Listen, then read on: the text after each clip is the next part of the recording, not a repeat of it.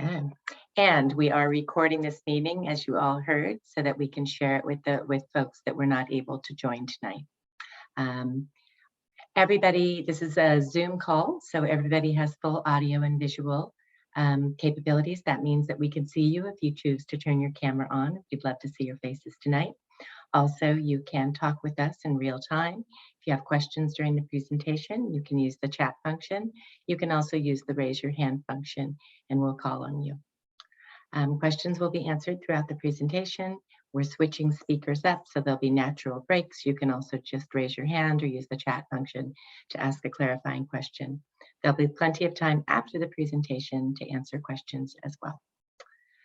For property-specific questions, we ask that you put your name and number in the chat function, and we will follow up with you specifically. So if you have something specific to where you live or question interpretation of results that you need help with, please do that, and we will follow up with you tomorrow. And you can always contact us also on our project information line. You can see that right there. You can take a picture of that, or you can go to the Ford website. We'll have information at the end. And it has all of that. It has that number as well as an email. Next slide, John. Okay. Purpose of the meeting tonight is to discuss the findings of the human health risk assessment, the soil vapor extraction pilot test, share any kind of next steps that we have, and then answer your questions. That's the most important thing. We have a lot of handouts that we've handed out over the past 3 or 4 years when we've been working on these projects. Those are accessible at the Ford website. John, if you'll type that in the chat so people can get that. We're also happy to email those to you if you'd like, if that makes it easier. With us tonight, I'd just like to do some quick introductions, and then I'll hand this over to the Water Board. First of all, we have, and when I call you, if our participants will raise their hand, that would be great.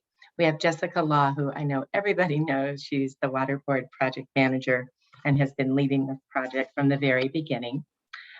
We also have with us people we have Amanda Palumbo, who is a toxicologist with the Office of Environmental Health Hazard Assessment, or as we call it, OEHA. No wonder we call it that with that name.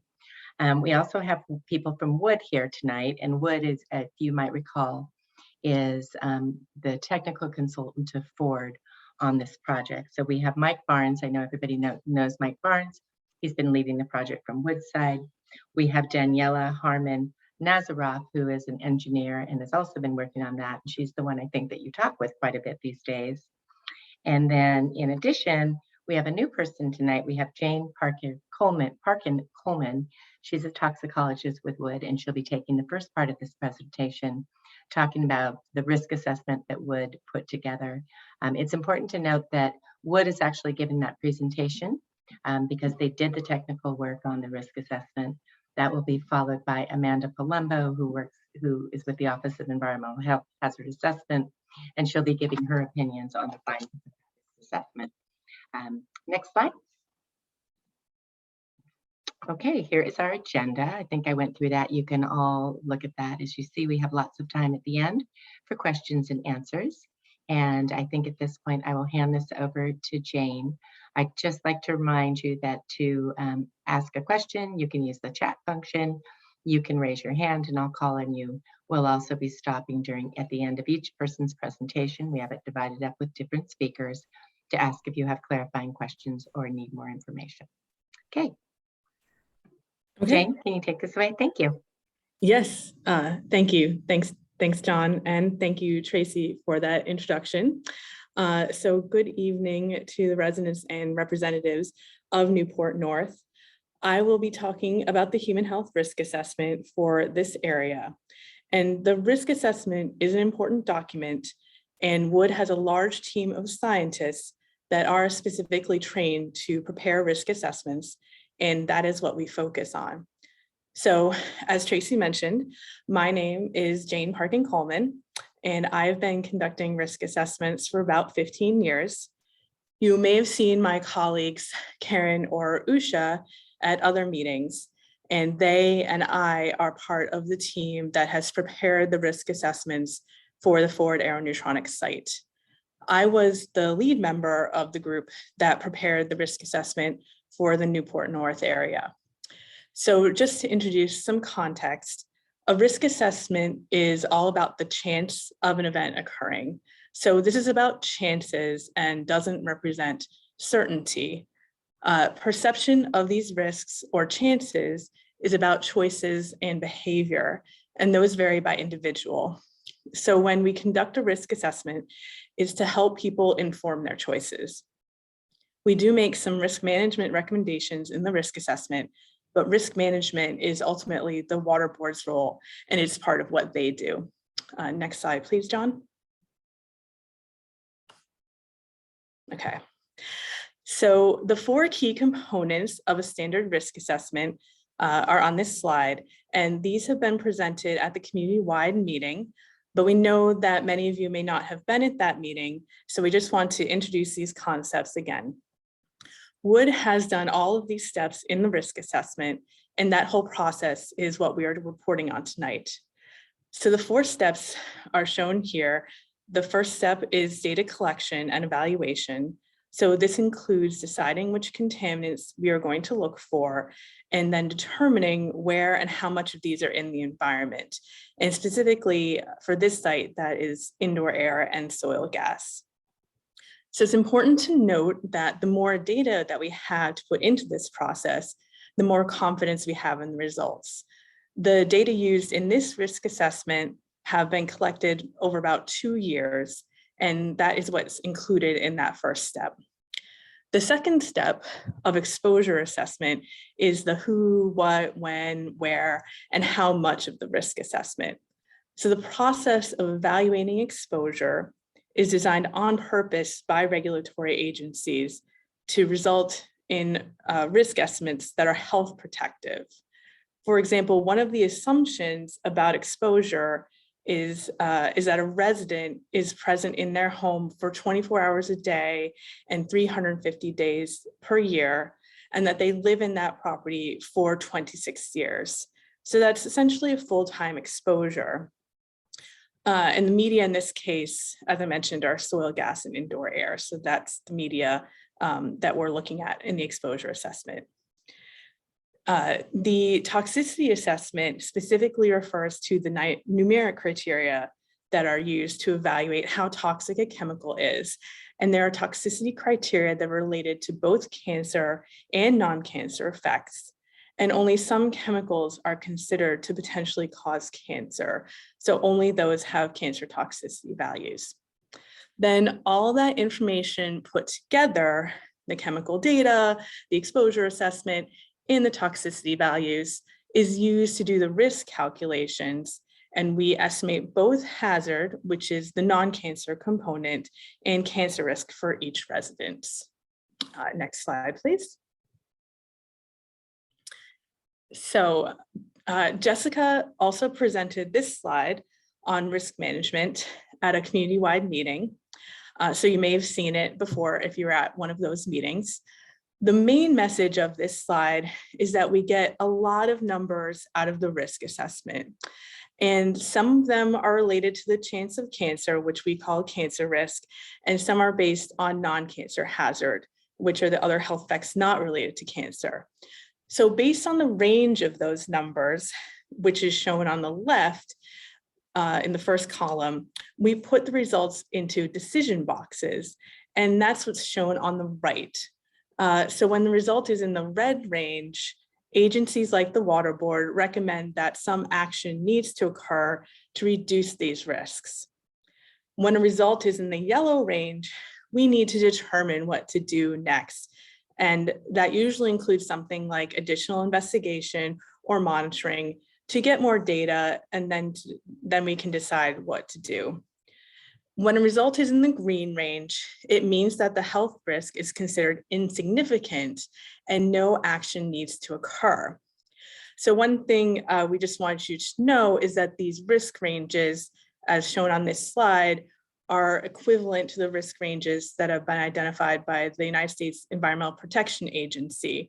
And so what the US EPA refers to as their risk management range is that cancer risk range that's shown in the yellow, That's between 1 times 10 to the minus 6 and 1 times 10 to the minus 4. So that's where that comes from. So we're going to use this color scheme throughout this presentation to represent these particular risk ranges. Yep, thanks. Next slide, John. So, so this slide has most words on it, but it presents our approach, summarizes our approach to developing the human health risk assessment.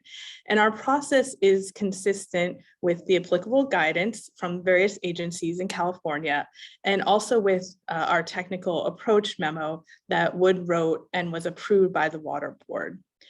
So the approach as outlined in that memo is a health protective approach.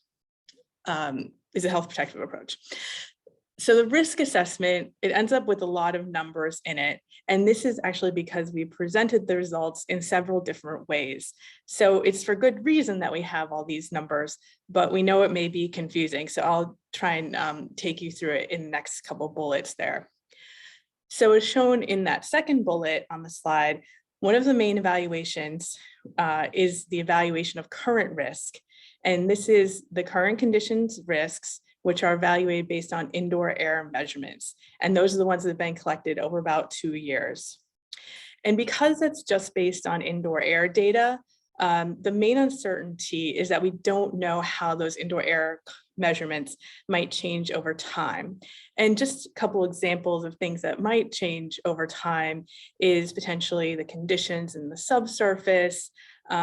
So chemicals that are present in the subsurface might move around over time, or your building might change in various ways over time.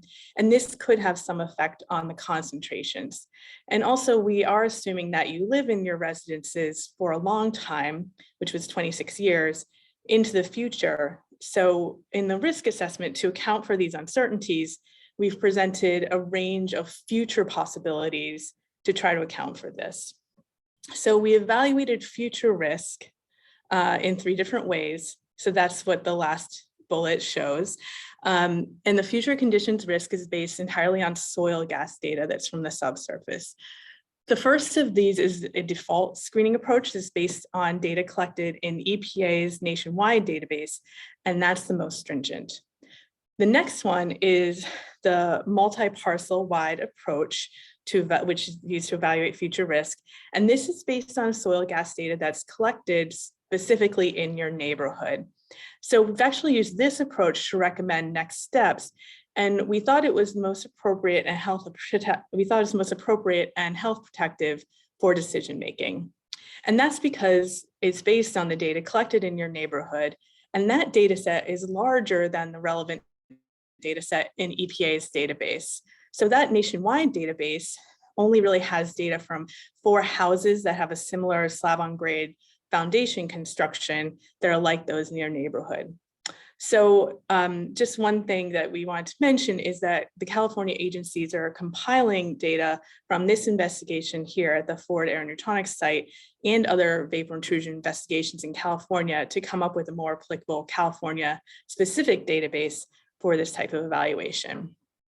And just the last way, the third one that's mentioned there on the slide, the third way we evaluated future risk was using building specific data, which was based on information just from one particular building instead of the whole neighborhood. So this evaluation, the primary assumption is that vapor intrusion conditions don't change significantly over time. All right, next slide. All right. So we're finally getting to the risks. This slide summarizes the risks that we calculated for your neighborhood. And of course, we know that talking about cancer is a little bit scary, but when we're talking about cancer risk, we're talking about a chance of getting cancer. So the point of this slide is to illustrate how the chance of other events occurring, like for example, getting struck by lightning or the rolling of a dice, compares to the risk results for the Newport North area in the context of the cancer risk decision boxes that we discussed in the risk management slide earlier. So in the United States, we have about a 1 in 3 chance of getting some form of cancer over our lifetime overall. So that risk would be at the top of this chart in the red box, and it would be higher than that chance of rolling a 1 on a die. So for the current conditions at Newport North, which is using the indoor air data, there are no homes that fall into the red area of this chart. So you can see that out of the 15 properties that we evaluated, 5 are in the yellow risk range and 10 are in the green. And you can see that range with the arrows there on the left. And then future risk has a slightly larger range of possibilities, and it goes just from the bottom of the red range to the green, and that range is indicated by the arrow on the right. And that's primarily because we can't really predict the future, so it's, there's more uncertainty in those risk estimates, and we have a slightly wider range. So when we have results in the red and yellow, we can do something about it. And that is going to be the focus of Jessica's presentation. The next steps after the risk assessment are the next steps after the risk assessment are to figure out ways to move properties from the red and yellow into the green zone. So that's the overall goal. All right, next slide. Great, so this is just a summary of the current conditions evaluation. So we talked a little bit about that on the previous slide. And so at the point in time the point in time that the risk assessment was conducted, which was in May of 2021, there were 110 properties in the investigation area within the Newport North neighborhood. And we had indoor air data for 45 of them. And then 15 of those 45 properties had at least 2 rounds of seasonal indoor air data, which is what we need to conduct the current conditions risk assessment. So again, the main thing to point out here is that most of the properties that we evaluated in this particular assessment are in the green zone. So that was the 10 out of the 15, and then the 5 others are in the yellow risk management range. All right, last slide. Okay, so on this last slide, we have a summary of the future conditions risk evaluation. And the figure that's shown on this slide is figure 8 from the risk assessment report. So the only thing we added from that figure is the yellow circle at the top, which just gives additional perspective relative to the risk ranges that we talked about earlier. So this figure also represents the recommendations that we made based on the risk assessment. So to give you a little bit of perspective on the figure, you can see the outlines of each of the properties with the numerical ID, and we labeled them using numbers instead of addresses, just to maintain a bit of privacy for the residents. And so for the properties that we evaluated in the investigation area, the 102 of them are shown here in green. So that's the insignificant risk level. And then 8 of them are in blue, which then we also circled in yellow. And that has, those have a future risk that's in the risk management range. So just a couple of things to point out relative to this evaluation is that these are future risks. So they're risk estimates based on soil gas measurements and not the indoor air that you're breathing right now. So because that was the current evaluation. So these predictions aren't set in stone, and they're just potential future scenarios that we developed and used to make recommendations.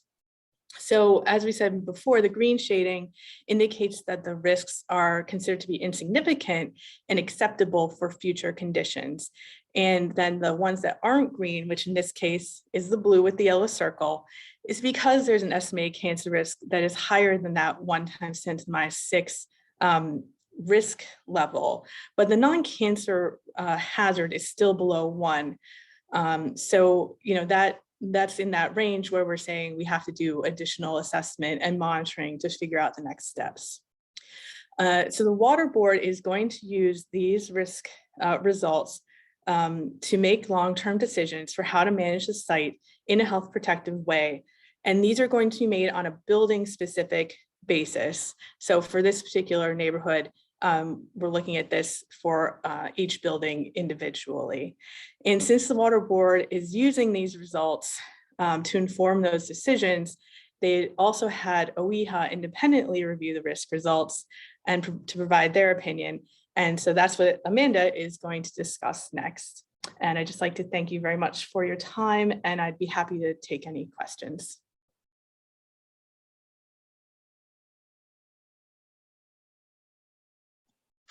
Okay, we're going to pause and see if there's any questions while we switch slides and speakers. Once again, if you have a question, raise your hand physically if we can see you, or put your question in the chat box, or raise your hand with the little icon.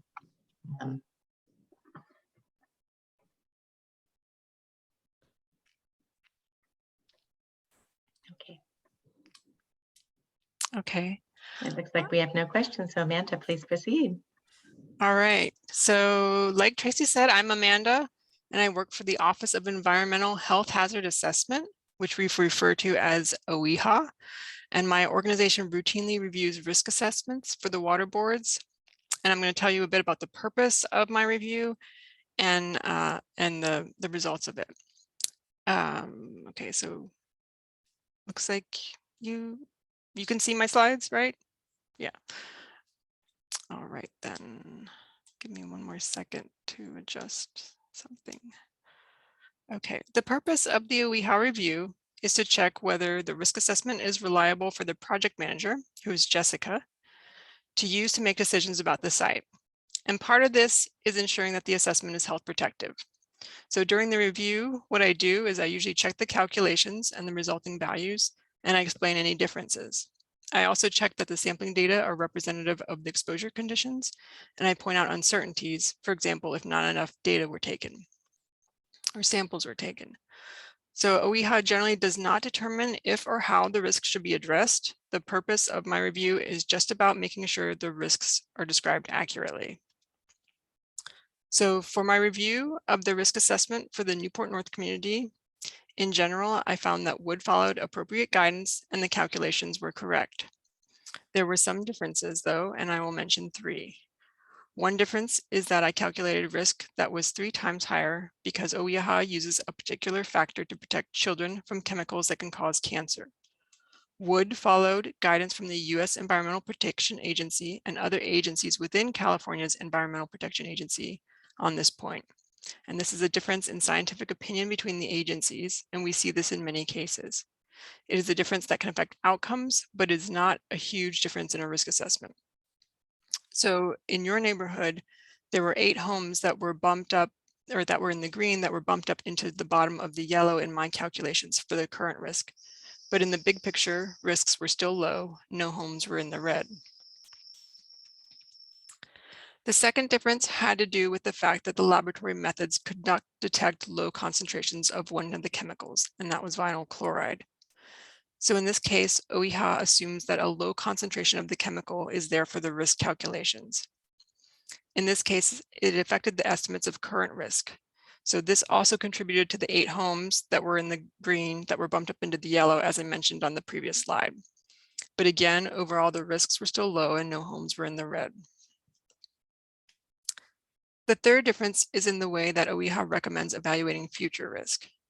So the health risk might be different in the future if, for example, someone remodels their home or the foundation cracks, and as a result, more contaminants are able to enter into the home, which in turn increases the health risk. The future scenario is challenging to evaluate because we don't know how events in the future can affect risk. Wood included 3 different calculations to estimate future risk, which is helpful to see different approaches. However, OEHA recommended the most protective approach, which follows U.S. Environmental Protection Agency guidance. OEHA's preferred approach resulted in risk estimates that were 60 times higher than Wood's 2 other approaches. So again, this is for the hypothetical future risk estimates, not what was measured in your homes recently.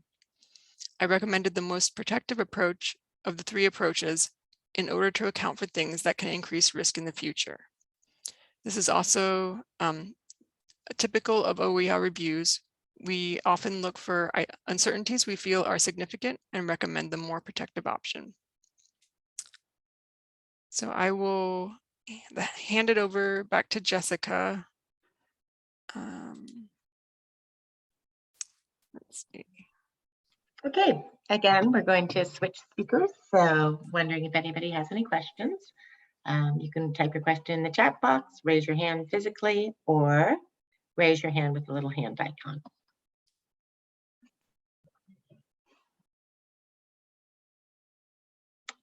And it doesn't look like we have any questions. I would like to say our speakers are doing a great job. And so we'll turn it over to Jessica Law. Okay, hi, and while I'm speaking, feel free, you guys can also unmute yourselves and just interrupt me if there's anything that you want to ask while I am presenting. All right, so before I start talking about our response, I just want to first discuss the area that the HHRA, that the risk assessment covers. And those homes are identified on this figure. This is the southern area of the Newport North Apartment Homes. It's kind of just east of Camelback Road and that farther southern portion. There is currently additional investigations occurring in the northern area of the community, and additional homes are being brought into the indoor air investigation area. So if your home falls in the indoor air investigation area and is offered that testing, we just really strongly encourage you to participate. There's no cost to you and you get that information. And then lastly, the risk assessment will be updated in the future as more data is collected. This is not an end all. So as we get more data, we'll look at what those new results mean. Okay, so for the water board response, we evaluated the results from the risk assessment that Wood prepared, and then looked at the comments and results from OEHA's review. Based on that, we considered the current risk and hazard results, as well as the future risk and hazard results for the next steps. So first, I just want to talk about the current risk and hazard, which did identify vapor intrusion, maybe occurring at a few properties. And then I'll discuss those ranges a little more on the next slide. And then the second conclusion is just simply acknowledging the unknown future conditions, such as building modifications, or the degradation of a building foundation, increases in cracks or something like that, that may increase vapor intrusion in the future. So as a result, future risk and hazard is calculated and considered in our next steps. And I'll discuss that more in the coming slides as well. So now I just want to first talk about the results, what those ranges that were calculated mean, and how it informs our next steps. So first, I want to talk about those current risk ranges that is calculated from the results of the indoor air sampling. And just a reminder, when I talk about risk, I'm referring to cancer risk. And when I talk about hazard, I'm referring to the non-cancer health effects. And also these calculations do assume you are in your home 24 hours a day, 350 days out of the year, over a 26-year period. So the current risk and hazard ranges falls into that green to yellow area, which means for homes that don't have any exceedances, those are in the green area and there's no immediate response actions needed. For homes that follow into the yellow area, they are continuing to be monitored, and that information is also letting us know just that there's the need for that longer term monitoring, some additional assessment, and then from that additional assessment and monitoring to determine if remediation and or mitigation may be necessary. And then that's where the future risk calculations help us determine the next steps as well.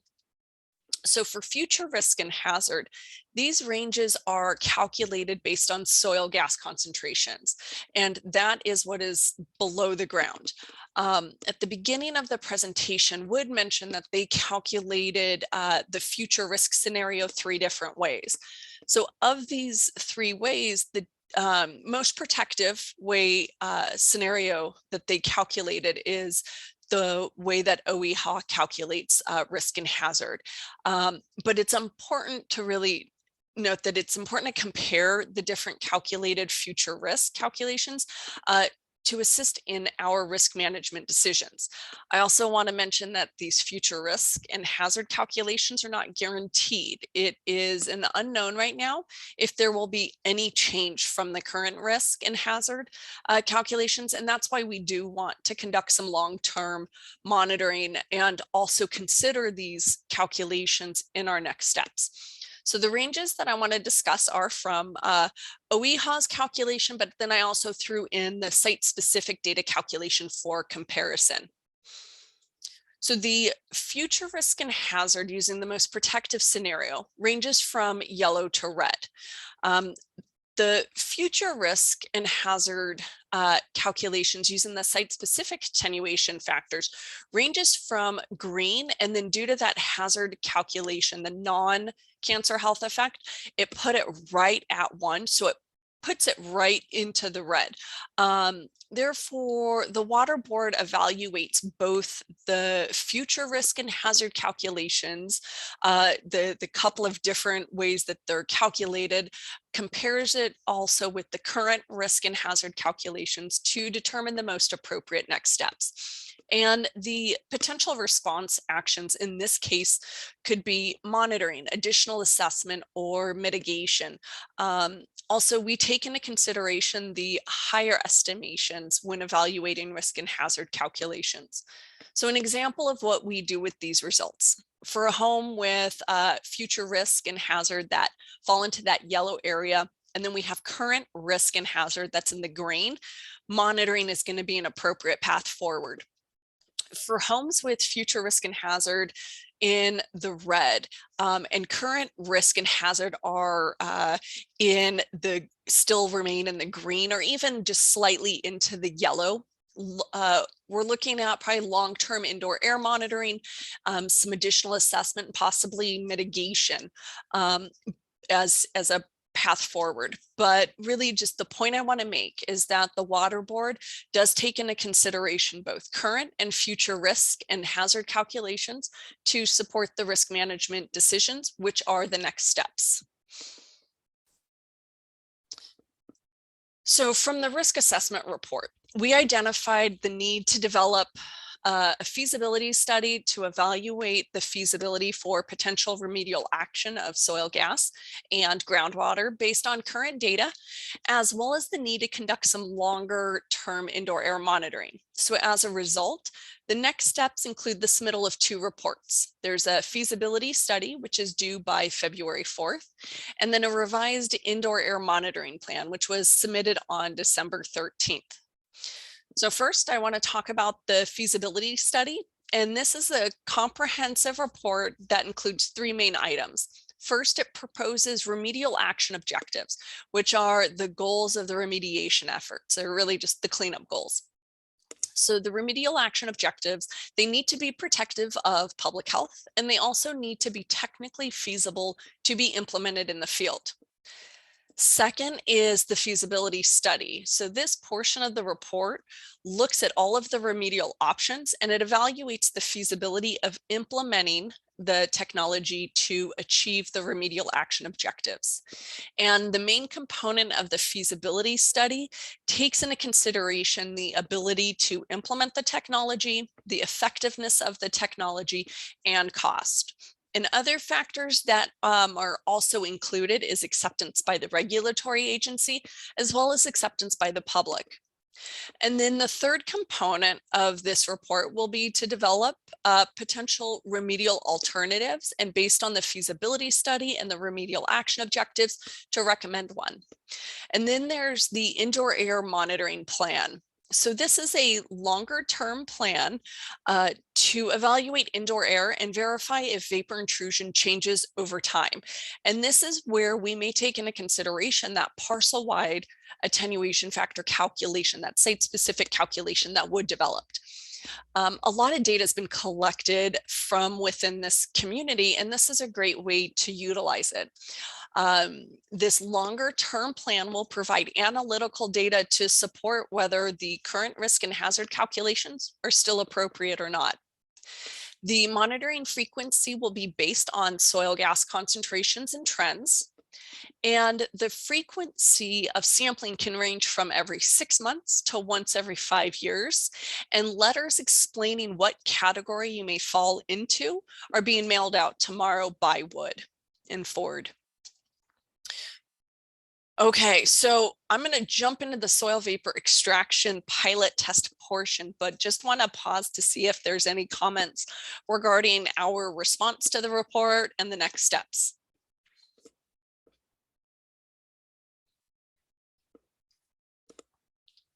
Jessica, And yeah, would you just mind? I just thought I'd mention the December submittal. It was just the parcel 1 update to the plan. So if we're interested to see the full plan that was submitted in February 24th of 2021.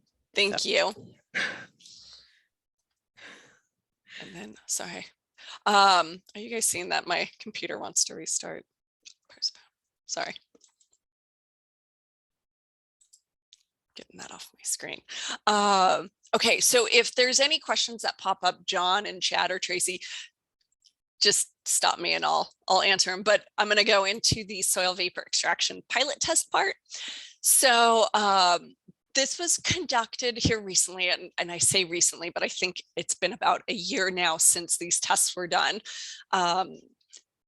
And the pilot tests were conducted at 3 locations. There was the Bonita Creek area, which is adjacent to the Newport North Apartments, and that was done in the CalTrans right-of-way.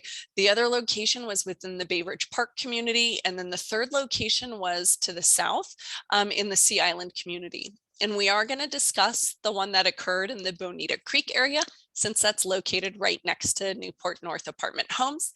And the data from that pilot test location will be used in the feasibility study. So before we talk about the pilot test results, I want to just first provide a refresher about soil vapor extraction, which is also referred to as SVE. And this figure is just an example of how this type of remediation works. Soil vapor extraction is a remedial technology that can remove vapors from soil above groundwater. And that would be this area, and that's referred to as the vadose zone. Contamination within the vadose zone is removed in the form of vapors through extraction wells, and vapors are treated above ground, and then those cleaned vapors are released to the atmosphere. It's kind of identified by some of these figures. So we would have the contaminated vapors would be extracted here.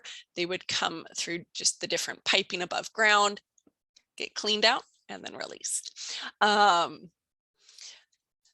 And then another refresher here is just within this inlay, it just shows how those soil particles here, how the vapors can reside in between that spaces of soil.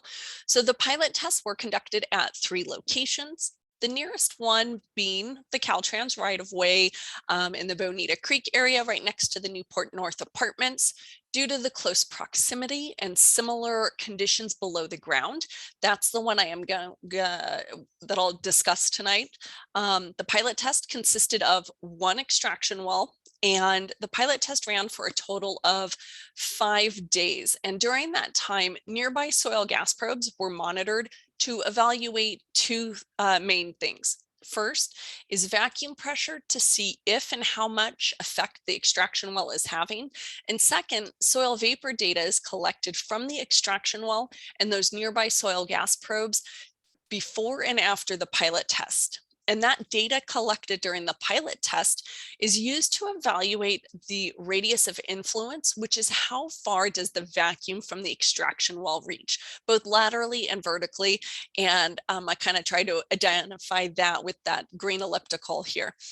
And then the other thing that is used to evaluate is how much contamination is being removed from below the ground. So the first thing we'll talk about is the radius of influence. Again, this is how much, how far does the vacuum effect on that extraction well reach. So the industry standard of the radius of influence of a typical site is about 20 to 50 feet would be considered satisfactory. So for this particular location, the radius of influence was 89 feet. So those results indicate a great radius of influence for the area. For the total mass removed, again, this is how much contamination was removed from below the ground. Industry standards of a typical site suggest that mass removal of a pound per day or greater at the startup of soil vapor extraction as satisfactory. For this pilot test location, a total of 0.02 pounds was removed in the 5 days. It was 46 hours of operation. It did operate about 8 to 10 hours a day due to the close proximity of homes. They didn't operate at 24/7. But these results are consistent with the low contaminant concentrations that are detected below the ground at this area. And then the results from the soil vapor extraction pilot test will be used in the feasibility study when evaluating the best remedial approach for the site. And so, as I mentioned a few slides ago, the feasibility study does take into consideration the ability to implement the technology, the effectiveness of the technology, and cost, as well as acceptance by the regulatory agency and acceptance by the public. So for those of you that were at the public meeting back in November 2019, you may remember my analogy talking about soil vapor extraction effectiveness based on soil type, and I compared it to a milkshake compared to a slushy. So the milkshake represents a tighter, finer grained soil like clay, which makes air movement more difficult and limited. And the slushy represents a soil type that is more permeable, where air flows easier like sand. So the radius of influence results indicated slushy. So the type of soil below the ground is favorable based on that particular metric. But the mass removal results indicates kind of like an almost finished slushy. There's not a lot of contamination below the ground. So as you suck on that straw, you don't get much from it. So in that regard, soil vapor extraction may not be as favorable of a technology. And these are the considerations which are important in the feasibility study when determining a remedial approach for the site. So to summarize, the risk assessment results support the risk management decisions. The feasibility study is due to the Water Board no later than February 4th. The pilot test results are used in the remedy evaluation. Our response is pending, and we will get to it once it's submitted. It'll take probably a couple months. And then once our review is complete, we will host a meeting just to discuss the feasibility study and answer any questions regarding the suggested remedies and the general outcome of that report. So for additional information, you can go to GeoTracker, which is the state's database and this site has all of the historical reports from the vapor intrusion assessment, but as well as activities that occurred before the start of this assessment. I know John put that info in the chat for you. There's a LIRIS list for email notifications.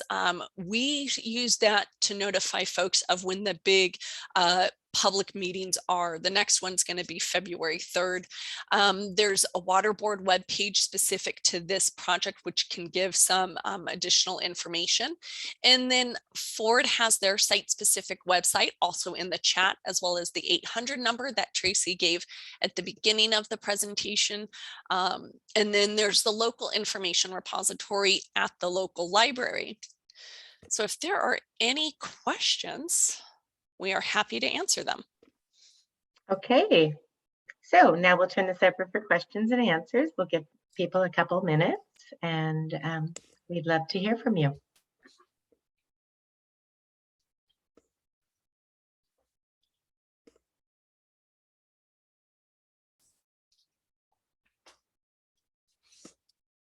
And I will say, if you guys think of any questions after, because this is a lot of information, if you either rewatch this or later on something wasn't quite clear, you can email us, call us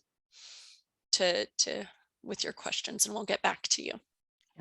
John, if you can just let people know where they can access this video once it's done and uploaded. Can you put that, just say it or put it in the chat box? Sure, yeah, there's it'll be on the Ford's project website under the community outreach tab.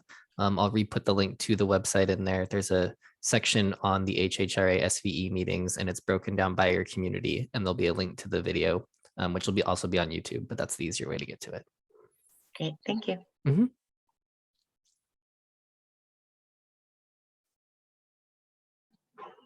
Okay, I'm thinking that we don't have any questions, so